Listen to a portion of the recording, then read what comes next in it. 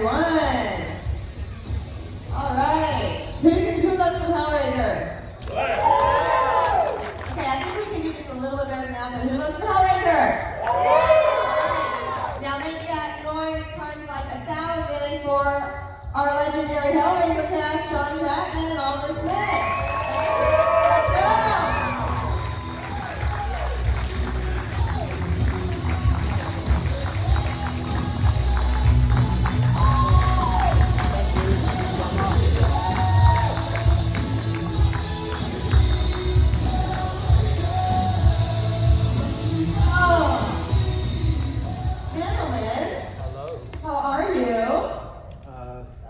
I'm fine. You're not exhausted, but yeah, good. Very good. Good to be here. It's been a fun but tiring week, yeah? Yeah, enormously grateful. The love in the room when we're signing is fantastic. To see the film has just got this long, long life is wonderful for all of us. So I'm very grateful. Okay, so I would just love to start this one out. I want to talk to each of you about your acting journey. How did you get involved in acting? My friend Huey Armstrong, one day, a great friend of mine, was already an actor, and I was a bit disillusioned, quite young at the time, or whatever, not quite sure what I wanted to do with my life. So I said to him, I asked him, I said, "What's this acting malarkey like?" And he said, "Yeah." It turned out I'd already said this to my dad, who wanted me to be interviewed by my then stepmother. So I had to get Huey, my friend, along to explain to my stepmother and my dad that I may or may not have been eligible to qualify as an actor. And the reason I'm chuckling is because along we went into the sitting room of this house in Bedford, which is about just north of London.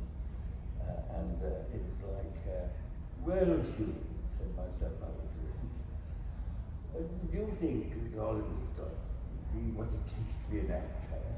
And he replied, "Well, if I can bloody well get away with it, I'm sure he can." That's how he spoke.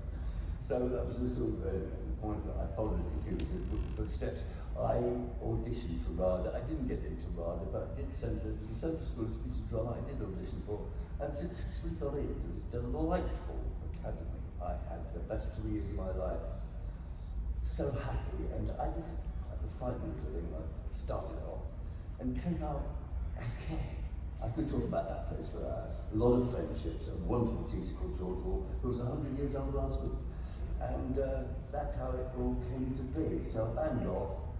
Theatre, you have to do your 42 weeks of theatre before you can do a telly or film.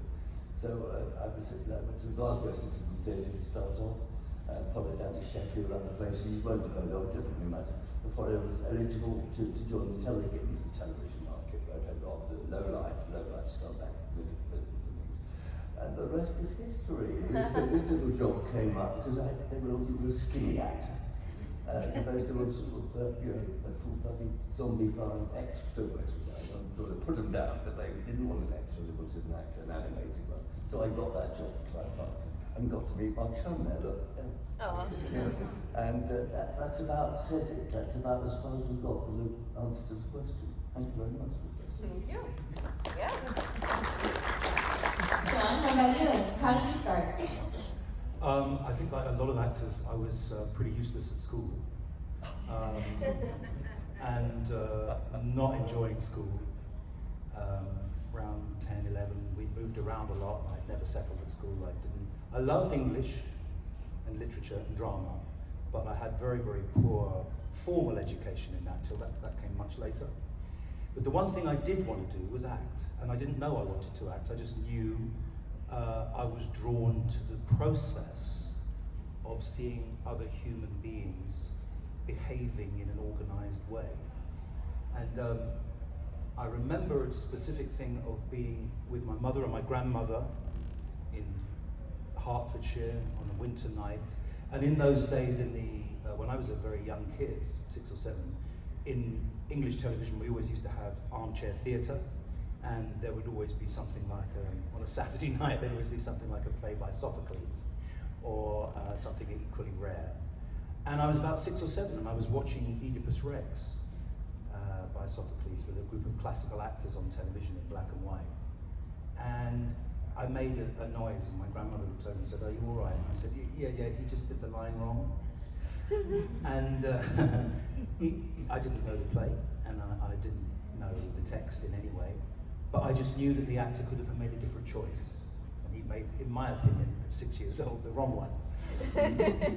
And that sort of stuck with me. I began to then watch movies with that awareness. I was thinking, no, you didn't do it, no, you should have done that, you should have done that. So it was terribly pretentious, completely nonsensical, but it became something I identified with as a way of watching performance.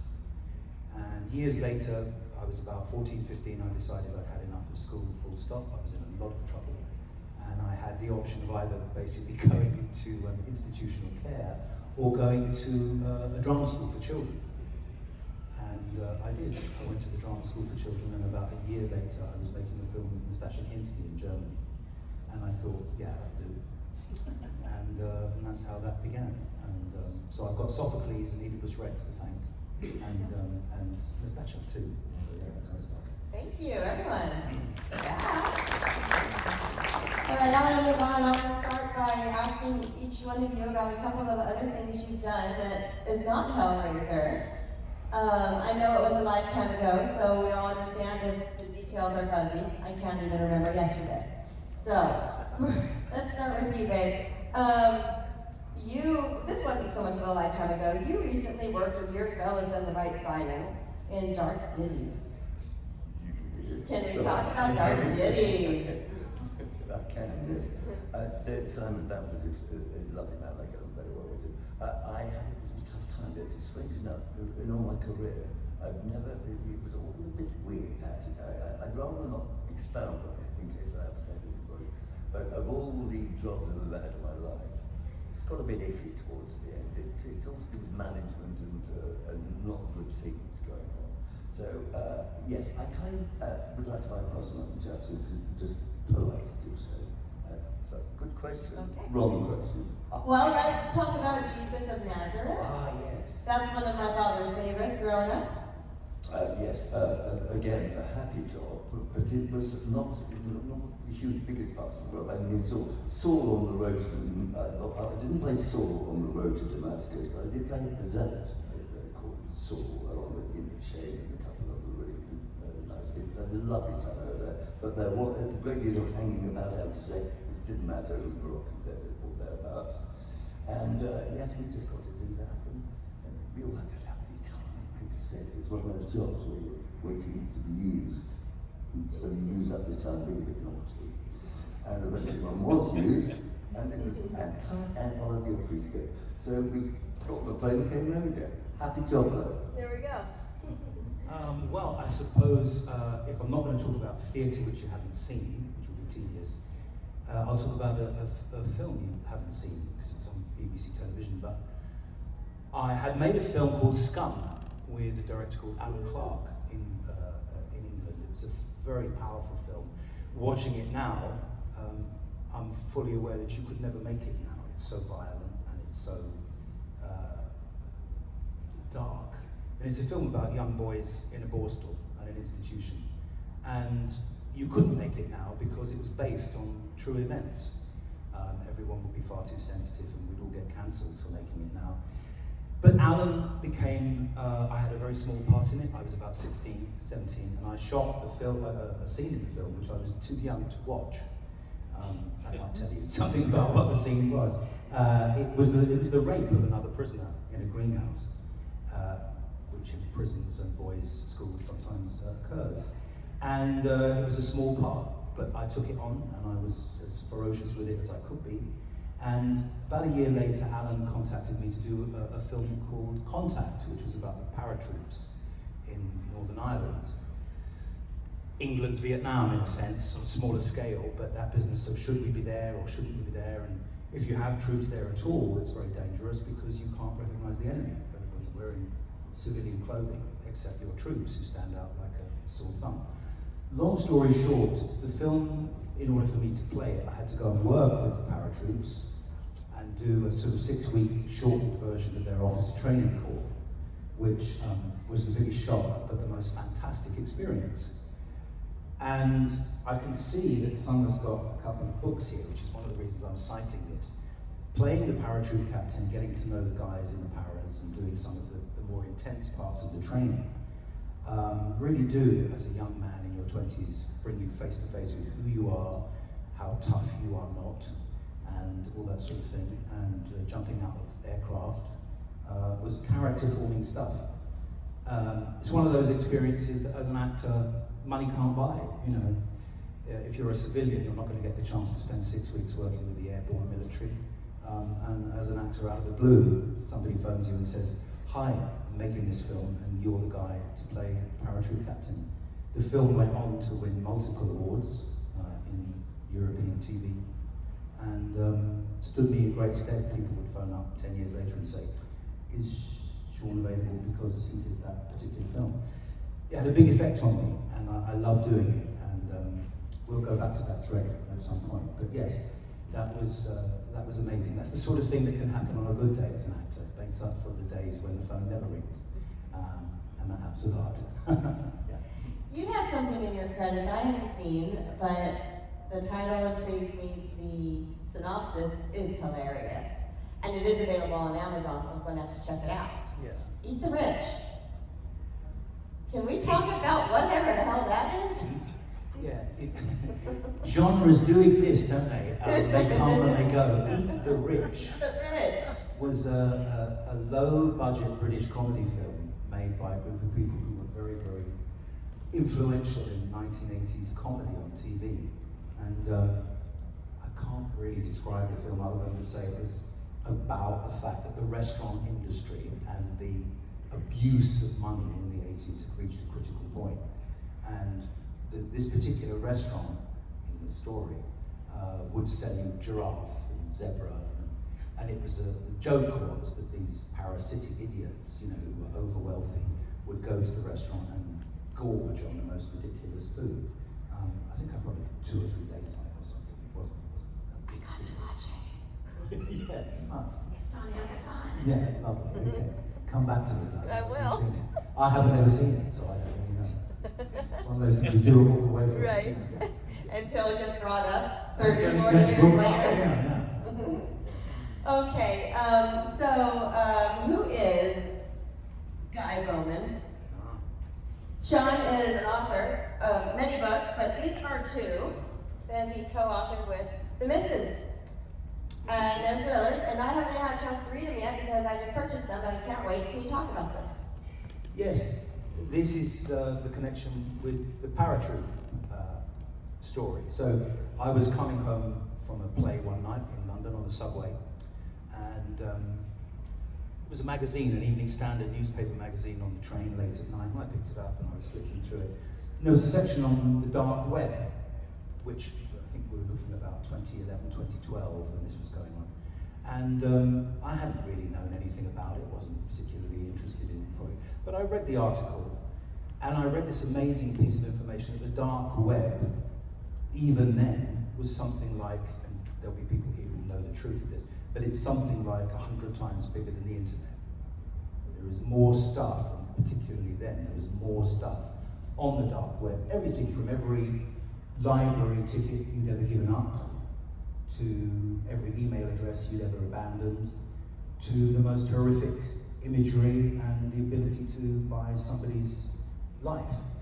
And I read this article on the train and I was thinking, how on earth would you sort that out? How on earth would we ever deal with that? And I was thinking about a couple of the guys in the paratroop regiment, and I was thinking, I know what they do. They'd go in and they'd storm it, and before the end of the train journey, I'd written a book. I thought, yeah, his name is X, and this is what he's doing, and this is why he's doing it. A lot of these men, as you know from your own airborne forces, are incredibly brave, but they also have a very strong moral compass, which is part of being a Marine or an airborne soldier. And that gave me the impetus to start to put down the first opening chapters in Hades Gate, which is a book about a guy going to rescue a couple of women who've been sucked into a dark web plot. And that's pretty much how it began. I had already, by that point, I'd attended a thing called the Faber Publishing House did a sort of course for young writers, and I've been on that. And that's how it kicked off. And Guy Bowman is a fictitious ex-paratrooper. Funny how it comes around, isn't it? Yeah, that's how it works. The pen name you used is J.S. Main. Can you tell us about that? Yeah, I've written other books, and my wife and I decided that we would write this one, or this series together. She's an American psychologist, and she's worked with lots of people who have various kind of intense issues, actors as well as soldiers and ex-military and so on. And we decided, her name is Joy, so the J is for Joy, S is for Sean, and Main was just a name we chose out of a hat. But we wanted it to be something we did that was not related to what I'd written or what she'd written. She'd written many other things. So we wrote them together. And husband and wife writing team is one of the toughest ways of getting anything done, but it was quite brilliant. It was passing the buck back and forward when we'd written a paragraph. No, you can't say that. Yes, you wouldn't do that. No, you wouldn't. I know him better than you do, and that sort of thing. So yeah. Real quick, we got Hades' Game and Skin in the Game. I got these on Amazon, but you have other books you said on your website. Where can people find those? Oh, if you go to SeanChapman.com, the other books are listed there, and they're available to download on Kindle. Thank you for that, Simon. All right, commercial over. I'm just so excited to read these. Whenever I hear that one of my favorite actors is an author, I just gotta read the stuff, you know? And you gotta support, right? So here we go. Go check the stuff out and support our friends. You're welcome. Brilliant. All right, I can do this all day with you guys, but let's turn it out to the audience. What do we got? Let's start with you. I would love to do your books, but I would have to hear them. Are any of them on audio? No, that's something that I haven't yet got around to doing. I think we talked. I think if you buy the Amazon Kindle thing, I think there's an automatic version of a kind of very ordinary narration that so it's probably an AI voice, I don't know. Yeah. But it will be an audible version. Okay. Audio version, yeah. Good luck, Yes. thank you. Me? Mm-hmm. This question's for you. Stephen King, he has a book, it's kind of like a memoir style, he gives tips on how to write and everything. Would you ever write a book kind of about yourself and your experiences through the industry and kind of like advice you'd have for people trying to really make something out of it? Is that something you'd be interested in doing? There are many, many wonderful books like that. And it's a really, really good question because, of course, every actor's journey is totally different, isn't it? The industry's changing at the speed of light. So any advice I have about what I went through as a younger actor and the kind of experiences that I ran into and the industry I was working in would now be more of historical interest than actually useful reference. Working at the National Theatre, working for the Royal Shakespeare Company are enormous steps in your life. They are life-changing events. They're not just jobs, they're vocational experiences. They are the highlights of my working life. And the funny thing is that you could do a wonderful play at the National Theatre for a year, 8 shows a week for a year, and people who saw the play will want to talk to you about it forever. But the vast majority of people in the world never see it. And so these things sort of pass into the distance. Far more people are interested in talking about Hellraiser, which is probably something I spent less than a month working on. So it's a wonderful profession, vocation when it's going well and when you are engaged by it. But it's a very, very tough life. And if anybody who's young comes to me and says, I think I want to be an actor, what should I do? I say, go and be an amateur actor. And then their face falls. And you say, well, what's the matter? And they say, well, I don't want to be on the amateur stage with that. I said, why not? Well, no, you want the money, you want the glamour, that's what you want, isn't it? You want the fame. But that's not a good enough reason to be an actor. Go and find something, some company of actors, so you can begin to explore the process of what it really is. But it's not a life I would ever advocate for people now. Did you have anything you wanted to contribute to that question? No, what Sean's hit the nail on the head. It's a very different world. It's just different. There's something missing. what is the word I'm looking for? Growing up, doing it in my day, it was only the other day, this change is recent. There's a lot of warmth about the lovely old actors who used to be so kind and helpful to you on your way up. Girls and boys alike, both sexes. There's a feeling of camaraderie and belonging about it. A really coziness that sort of hides you away from the rest of the world. I don't mean that, but there was a good. The whole thing was an enjoyable experience. Point being about the actual the plays you may be in, or the theatre, the television shows, whatever it may be. It's the friendships that you make, and they are worth their weight in gold. I don't know these days. I don't know what lately, truth be known, but it's just that feeling that it was sort of turned into a bit of a factory. But am I getting that wrong? No, I think that bonding that used to go on among actors was related as well to the fact that when Oliver and I were younger actors, people would work very regularly in film, theatre and TV across the board. And now it's much more compartmentalised. You're either a film actor or you're known for being a theatre actor, and it's much harder to move between the media. And I think that therefore it's very difficult to form professional relationships because you work for a short time together with someone and then everybody lives in different parts of the country, just like they do here. And they all explode and go away at the end of the gig and it's over. So that bonding experience has changed I because... think because the budget is the most important of all, the money. The budget always speeds things along to a certain extent. It deprives those moments of, it must go for on. Well, there was a time, wasn't there, in the past when we'd get a phone call and you'd be called out to the film set to go and do something, and you'd be on the film set for several months. And Waiting for the first line. Waiting for your first line. Well, the money men came in and went, nah, not so much. That's got to come to a stop. And you'd sit in hotel rooms in Budapest and the most exotic parts of the world, killing time with other actors and getting very drunk. And we called that bonding, and we thought that was great fun. But the accountants didn't, so that had to stop. And now, what was 7 months of work became 3 days. So my favorite scenes from Hellraiser and Hellraiser 2 were yours, both scenes. So 2 questions for Sean. What was the filming process like when you were surrounded by the candles and saw them in the box? For Ollie, when you were on the mattress and the whole hooks thing. And, that's what trauma. That made me go into horror. That opening scene is extraordinary, isn't it? And it was filmed in a shabby little room, fabricated in a shabby little studio.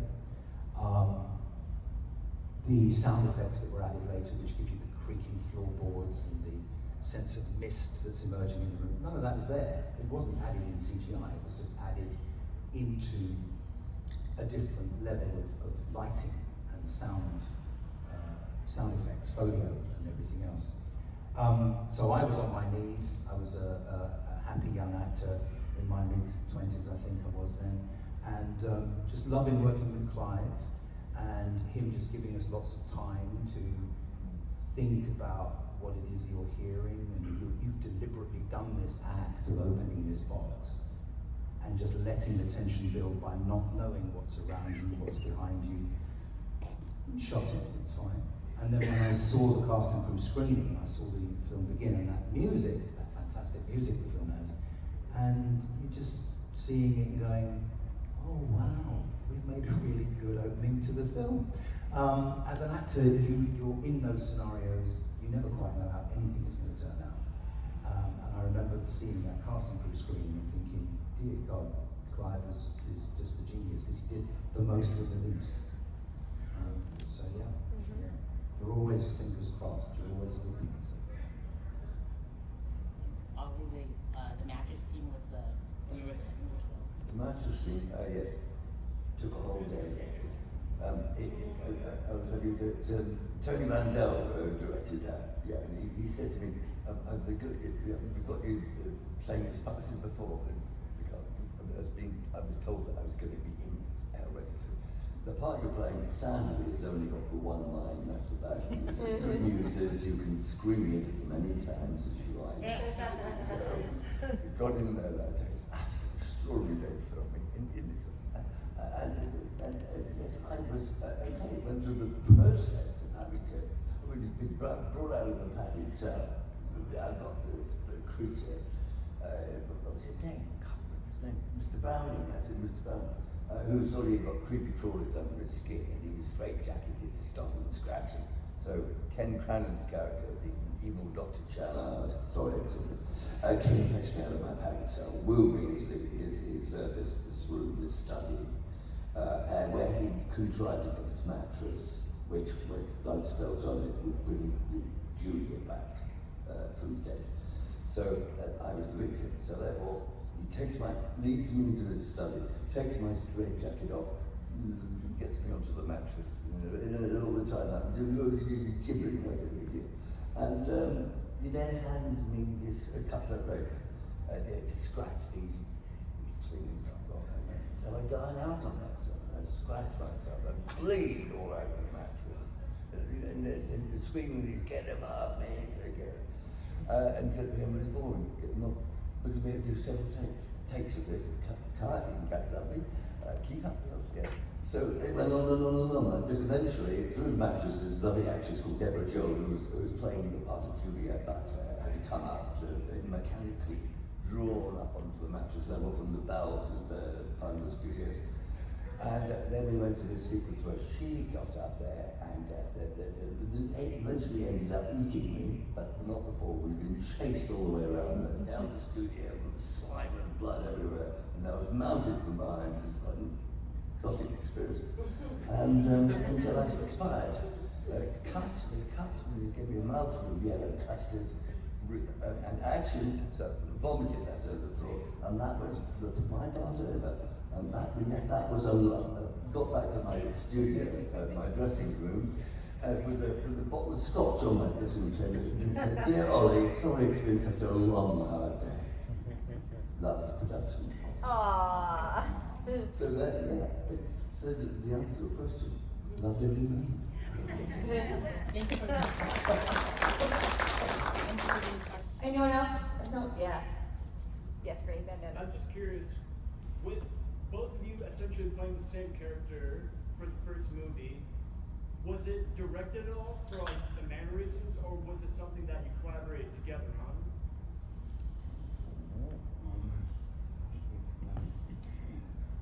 It's a very generous-hearted question, but the fact is that you often shoot sequences like this in different times, different places, different days.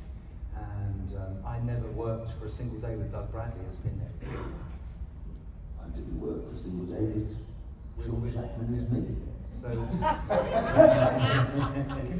we're still trying to work out, is he playing me or am I playing him? We don't know. We never solved that. Got to meet each other. I took on top of that. I think I inherited that bottle of whiskey from your dressing. But yeah, that is, in a way, that's part of the art of working on a movie, is that you, and more now, of course, with the CGI business, where people just don't, they're just working in front of a blue screen and don't meet 90% of the people they're working with. This wasn't as brutal as that, but it's very common that you will do scenes that are involving characters you're supposed to be intimate with, and you may never see them, never meet them. So it helps to, in that sense, it helps to have a theatre imagination, because you're used to creating a sense of something around you, near you, whatever. Lots of younger actors in film are not that comfortable with that awareness. They just want to always be close to another human being and feel the set and so on. Working around that is half the skill.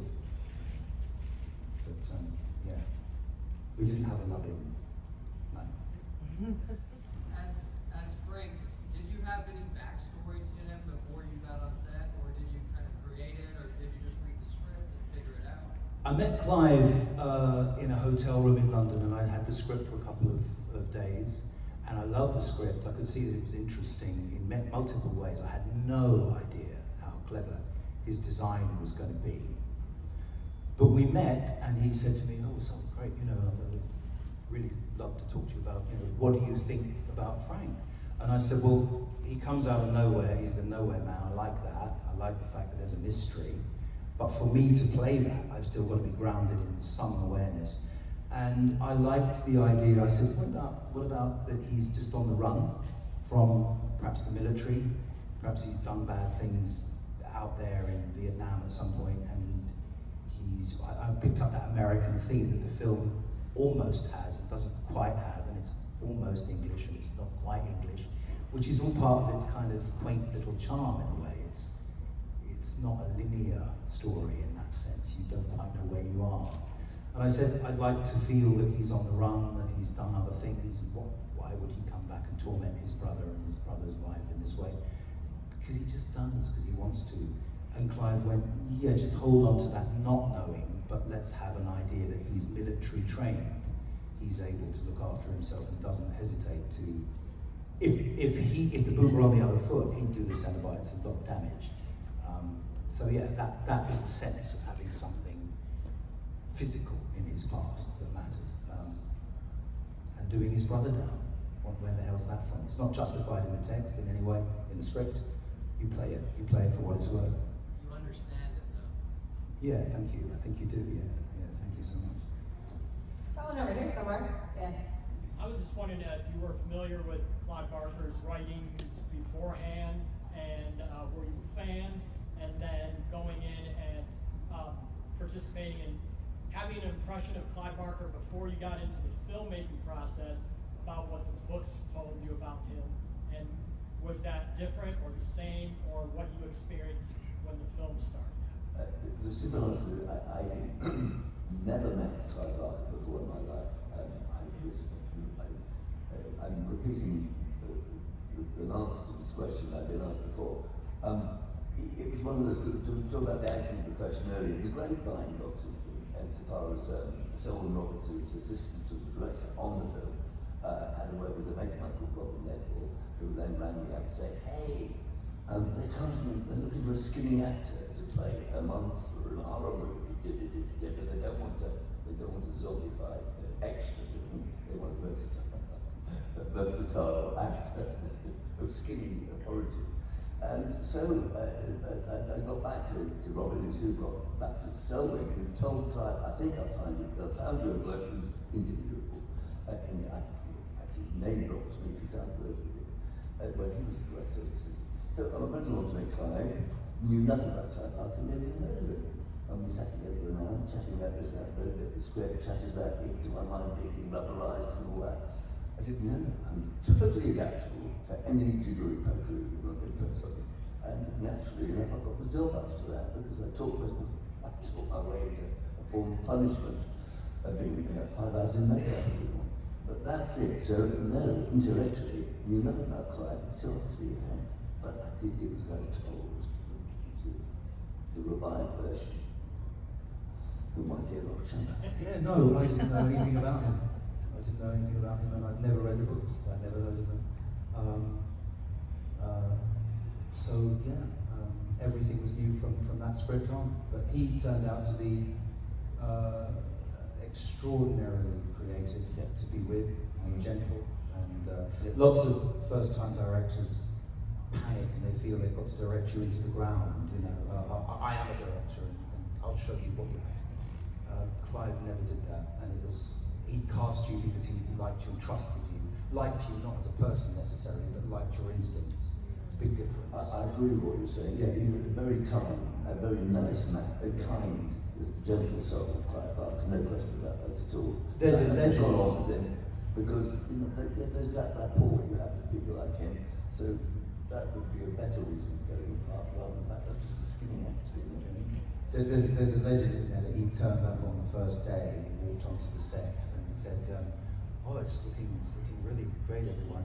Who's in charge here? And someone went, do you want to start? He was so unpretentious and as an artist. And he told me a story once which in a sense gives the Books of Blood their real focus and meaning, which is that for a long time, of course, he lived in England and had been unemployed and therefore was drawing, government money. And he'd been doing it for a long time. And he got called into the Inland Revenue Office, the government office or whatever, and he knew he was going to be called in. He got the letter, and he went in, and they said, "So, Mr. Barker, you've had a great deal of Her Majesty's government's benefits, and you've spent a great deal of time not doing any work as far as we're concerned. Can you explain what on earth it is you've been up to?" And Clive had taken a suitcase with him into the office, not because he was expecting to be sent to prison, but he opened the suitcase up and tipped it on the floor. And there was manuscript after manuscript, there was novella, there was pages of this, there were notes, there were drawings. And he said, "I've been doing that, what have you been doing?" And that I love, and that makes him the person he is, in terms of he invested huge amounts of time in his own creativity when there wasn't necessarily anywhere for that to go. But it had actually made him the artist that he is, and still is, yes. He was a delight to work for. But the Books of Blood, no, I didn't know anything about them, not at all. Did you become a fan afterwards, or have you? Do you know? No, that's not really. I mean, I'm kinky as hell, but I don't particularly like the blood thing in that sense. It has its place, but not. No, that wasn't really my thing then. For Oliver, what was your initial reaction to seeing yourself when you got the full prosthetics and makeup for skinless? It's a very good question. It's because I'm so aware of it going on, and I got used to it after day one. But the reaction I got from people who just seen me around that unsuspecting corner was, "Oh my God!" Yeah. So yeah, it was freaky. Even off the set, just being seen with such the makeup was good news. But no, I didn't really give it a sort of. I just knew that I was a reborn sort of corpse eating van, whatever the expression is. Extraordinary, really. And just did the lines after that with as much meaning as possible. Difficult to describe how that went, really. It was all very bizarre. A lot of death and eating. What was your reaction to seeing Oliver you didn't see him in person, but like in the film? I could see photographs in the makeup room of he'd been there the day before. Absolutely astonishing, wasn't it? And Clive had said to me one day, I think 2 or 3 days into shooting, "Oh, come and see the guys in the workshop, they're doing amazing stuff, And I said, "Oh, are they? Yeah, I'll come in." And going through and seeing the animatronics, where the arm was coming through the floor and that sort of thing.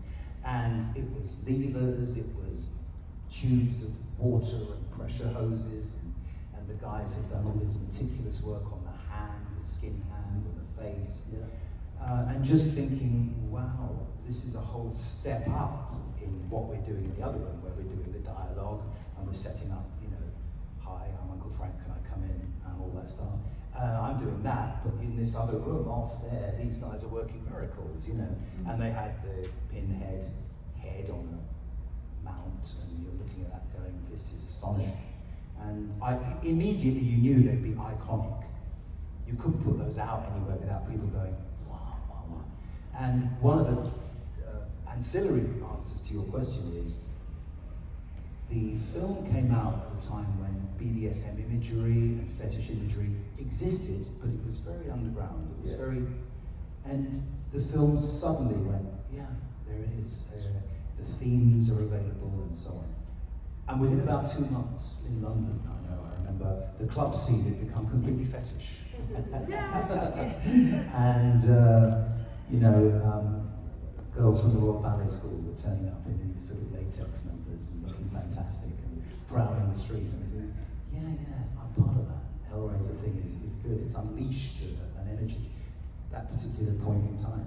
But that makeup work, I mean, there'd been nothing really quite like it. It was very, very beautiful. I mean, literally beautiful to see. It was so detailed.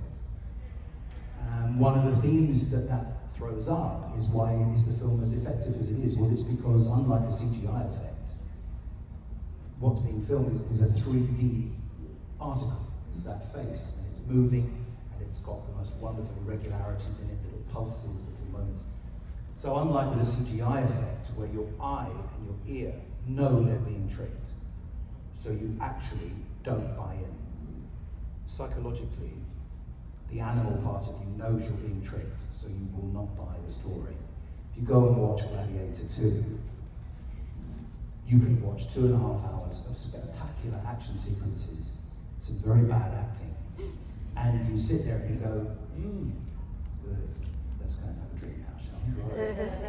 But 5 minutes in Hellraiser, or an equivalent film at the time, there are a couple, Elephant Man has the same sense of absolutely forensic brilliance to it, and deeply moving. I mean, Hellraiser is not meant to be moving in that way, but that effect, that level of work that they did on him was just shocking, and it was wonderful. So, yeah. Going back to what you said about the underground fetish scene, let's quote Ashley at our last panel. She says, Ashley said that this movie was a gay dog whistle. And she was absolutely right. Okay, we have time for one more audience question before I wrap you up. Let's go to the back. Okay. How did Clive approach you to be in the movie? Like, did you audition, or was it like you were friends, or how did you get involved? Yes, no, I explained earlier, I was just the right shape for this part. I think it's all to do with the being skinny enough for it, and can you act? Well, I told them I could, so it could have been right, couldn't I? But anyway, the point, that's good fortune striking. The actors get sort of parts that they go for, like, oh, desperate to get, and they just get them. This was, depending on, I'm going for a rubberized monster. And so when I got it, you think, well, you've no idea what's going to happen in this film.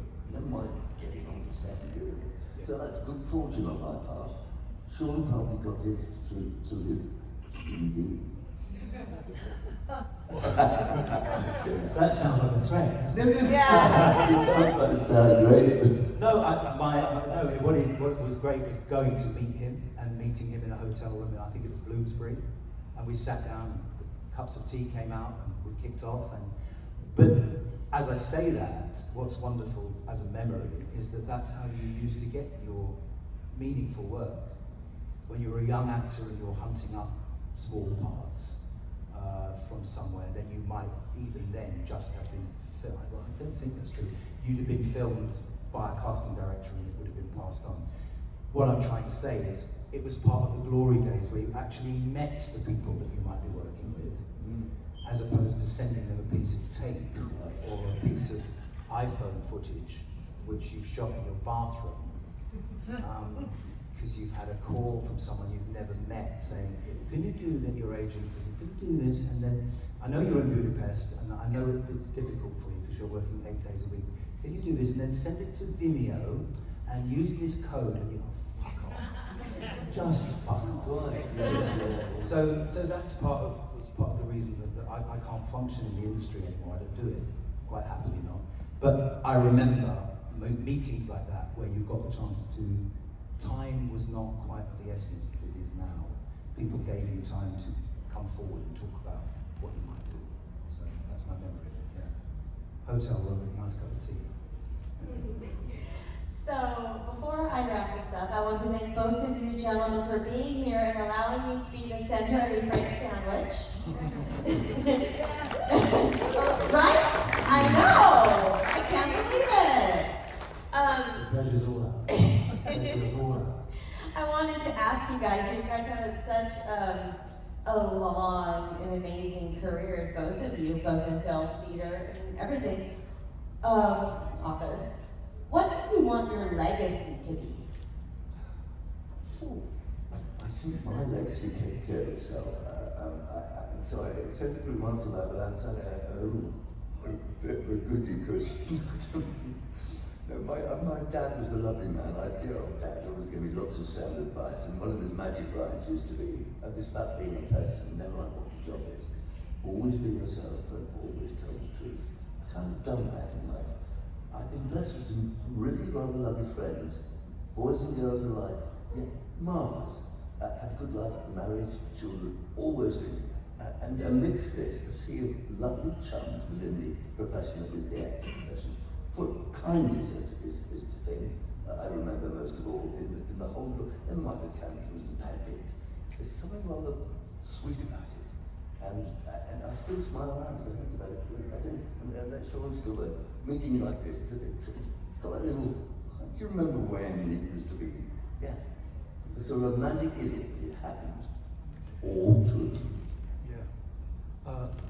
Yes, I agree with that. And the legacy's a loaded word, isn't it? Because it makes you think you're going to sit around looking at a mantelpiece going, You do realize that's what we do in Hellraiser, right? Well, what I would say about it is that one of the great privileges as an actor is to work in great material.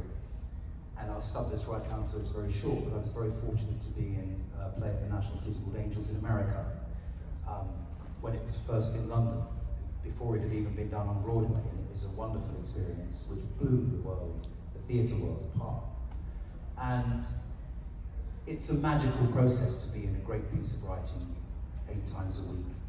You're changing people's attitudes to, in this case, the HIV crisis, which made COVID look like a joke, because HIV at the time the play was written, when the millennium was approaching, was the worst possible construct, because everyone was saying, well, if you've ever had unprotected sex, I mean, if you've ever had unprotected sex, even with yourself, pretty much, you know, you're going to die. You're going to die. There is no cure, and if you've ever been abroad and had unprotected wealth, you know, you don't stand a chance. So the play dealt with this, and it had this incredible power because of that. But the magic of the process is this, that several years later, I'm walking down Charing Cross Road in London, and a woman stops me and says, you did the play, you were wonderful in the play, that wonderful play. Yes, and she said, I've never forgotten that amazing scene where you were in the hospital with all these people. And I went, no, I was alone on a hospital bed. And I was talking to a group of angels who were around me. And she went, no, there were lots of other beds. And I went, no, there wasn't. And she saw lots of other beds. She saw a single bed on a stage that was brilliantly lit with wonderful text. And she had seen a world that didn't exist, but that's what theatre can do, and that's what being an actor puts you in touch with, is that magical element of make-believe, which can be so very powerful. So my legacy would be to remember moments where you've contributed to that magic of storytelling and theatre and history of that kind of thing. So no one will know all of them. I've got some up my sleeve that I remember, but that would be my legacy thing. You just give me goosebumps. Good. I got me all emotional because theater's the best, right? It can be. It can also. There's nothing worse than bad theatre, though. But yes. That's always a matter of opinion. It's a matter of opinion. Okay, Guys, guys. thank you so much! All right. Gentlemen, let's Take a photo in front of the banner, okay? Okay. Later, friends. Thank you. Yes. Yeah. Let's stand up and get in front of the banner, all right? Hello. Final of the day. All right. Come on back here, Sean. I know. We've been busy.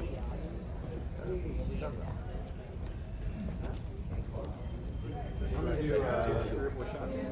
Ready, 1, 2, 3, kick, 1, 2, 3, stomp. 1, 2, 3, kick, 1, 2, 3, stomp. 1, 2, 3, kick, 1, 2, 3, stomp. You've done this before, haven't you? As I should. Well done, my dear. Yes. I'm here all weekend. Yeah. Oh, I'm not. Amy babysitted that all weekend. Oh, cool. Yes. You're going to get up to it. No problem. You're around later, aren't you? Oh yes, I'll be out there. You got my info too. See you then, bud.